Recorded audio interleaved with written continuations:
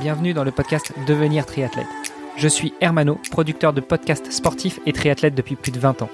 Chaque lundi, nous laissons le micro à Kylian Tanguy pour revenir sur l'actualité multisport de la semaine écoulée. Kylian produit chaque jour le podcast Sport Actu, dans lequel il revient sur les résultats et faits marquants sportifs de la journée. Retrouvez-le sur Apple Podcast et sur Instagram à sport.kyliantanguy. Juste avant de vous laisser écouter cet épisode, j'ai un service à vous demander. Aidez-nous à faire grandir la communauté en partageant cet épisode et plus globalement ce podcast au plus grand nombre. Allez, assez discuté, place aux actus du moment avec Kylian Tanguy. Sport Actu, c'est l'actu sport. Chers auditeurs, j'espère que vous allez bien. Ce week-end s'est déroulée l'une des plus mythiques des courses du label Ironman, Lanzarote. Située en Espagne, Lanzarote fait partie d'une des 7 îles de l'archipel des Canaries et est depuis 1993 une réserve biosphère, notamment grâce aux 300 volcans qui la composent. La première édition de la course a été organisée en 1992 par Kenneth Kask, un triathlète amateur danois qui avait participé à 3 reprises à l'Ironman d'Hawaï entre 1985 et 1989. Il a alors voulu obtenir les droits pour organiser la même course à Lanzarote, droit qu'il a obtenu en 1991. Mais à cause des difficultés financières à organiser l'événement, il les a transmis en 1998 au club La Sainte, tout en restant directeur de la course. Chaque année, de plus en plus d'athlètes ont voulu y prendre part, ce qui a fait rapidement rendre le nombre d'inscrits limité, avec à chaque édition une liste d'attente qui devient de plus en plus longue. Autre raison pour laquelle cet Ironman est mythique, les conditions climatiques sont souvent difficiles avec du vent et une chaleur étouffante, se rapprochant des conditions que l'on retrouve lors des championnats du monde de la distance à Hawaï. D'ailleurs, cette année, ce sont 40 places pour ces championnats du monde qui ont été distribuées chez les amateurs et 6 chez les professionnels. Cette année, la somme des remises des prix ont également été doublées pour les professionnels, 50 000 $ en tout avec 7 500 $ pour le premier homme et la première femme, 5 000 pour les seconds, 3 750 pour les troisièmes, 3 000 pour les quatrièmes, et 2 000, 1 500, 1 250 et 1 000 pour les 5, 6, 7 et 8e.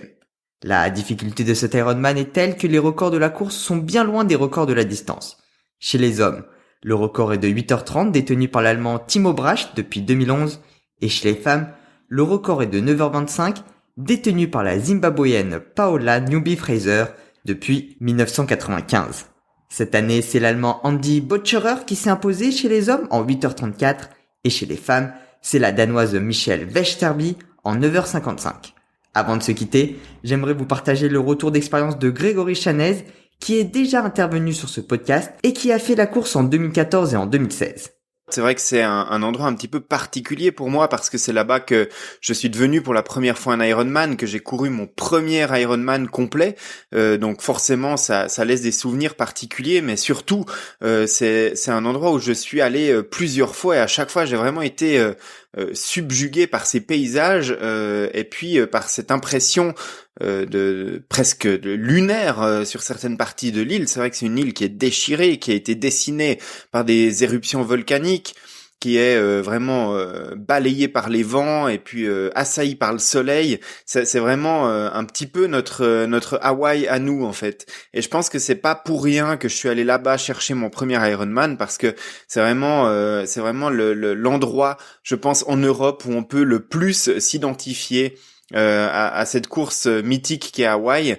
Et vraiment il y a beaucoup de similarités avec l'Ironman de Lanzarote. Alors c'est un Ironman qui est exigeant, la natation elle est en plein océan, donc on part tout de suite au large où on voit plus le fond et puis on est dans cet océan tout bleu avec le lever de soleil qui vraiment nous donne l'impression de nager au-dessus d'étendues d'eau absolument impressionnantes. Et puis ensuite, quand on revient sur la plage, on se prépare à passer une très très longue journée sur le vélo, parce que faire 180 km sur Lanzarote, c'est jamais gagné d'avance. J'y suis allé 2 fois pour la compétition, j'y suis allé plusieurs autres fois pour des camps d'entraînement. En fait, on n'a jamais les mêmes conditions sur cette île. Tu peux avoir des jours où il fait des températures agréables, mais où il y a un vent qui balaye l'île et qui est absolument terrible quand tu es sur le vélo. Il peut y avoir moins de vent, mais du coup, il fait très chaud et donc c'est aussi compliqué. Et donc voilà, moi j'ai subi en 2012 plutôt la chaleur et puis un vélo qui était plutôt facile, hein, dans le sens où il y a quand même 2550 mètres de dénivelé sur le parcours, mais voilà, qui était passé sans que j'y laisse toutes mes forces. Et puis alors en 2016 c'était l'inverse. Je suis arrivé mais entraîné comme probablement jamais j'ai été prêt pour une compétition Ironman. Et puis le vent avait eu raison de toutes mes forces sur le vélo et j'avais vraiment fini à l'énergie sur le marathon.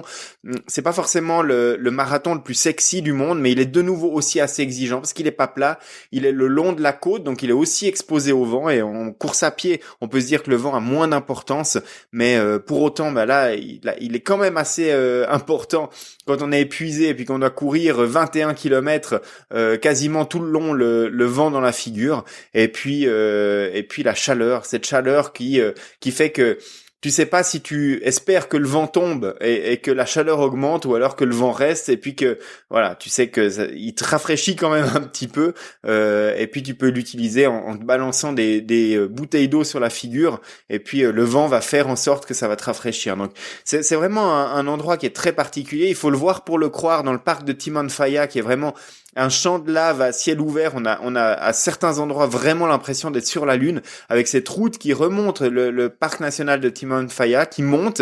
Les pourcentages augmentent au fur et à mesure qu'on avance dans le parc, et c'est vraiment un paysage qui est à couper le souffle. En tout cas, il est très très différent de ce que j'ai l'habitude de voir dans mes terrains d'entraînement ici en Suisse. Et donc du coup, voilà, ça m'a vraiment assez impressionné, ces paysages-là. À mon sens, j'ai vu Tenerife, Grande Canarie, Fuerteventura. J'ai passé aussi il y a plusieurs années sur la Gomera, alors qu'il y a une île aussi magnifique, mais Lanzarote, c'est vraiment une des îles Canaries qui a les paysages les plus incroyables et les plus beaux à mon sens, pour autant qu'on aime ces paysages un petit peu désertiques où on se prend un petit peu pour Neil Armstrong à marcher sur la Lune dans ces champs de lave. Et puis certainement c'est un des Ironman européens les plus difficiles, les plus exigeants, notamment parce qu'il est tôt dans l'année, donc il faut s'entraîner quand ici les conditions sont pas forcément encore super optimales, et puis trouver l'acclimatation à ces conditions qui peuvent être très changeantes, très chaudes déjà au mois de mai, et tout ça fait un challenge extraordinaire. Et quand on passe l'arrivée de cet Ironman, beaucoup plus en tout cas pour moi que n'importe quelle autre course qu'on peut réaliser sur le continent, c'est vraiment un sentiment d'avoir accompli quelque chose, et j'ai vraiment le plaisir d'imaginer que je vais y retourner en octobre, cette fois pour le Half Ironman. Ce sera une autre histoire, mais voilà, je me réjouis de retourner sur cette île qui m'a laissé tant de souvenirs, beaucoup de souffrances aussi, mais tant de beaux souvenirs. Si vous voulez réécouter ces précédentes interventions, ce sont les épisodes numéro 38 à 41.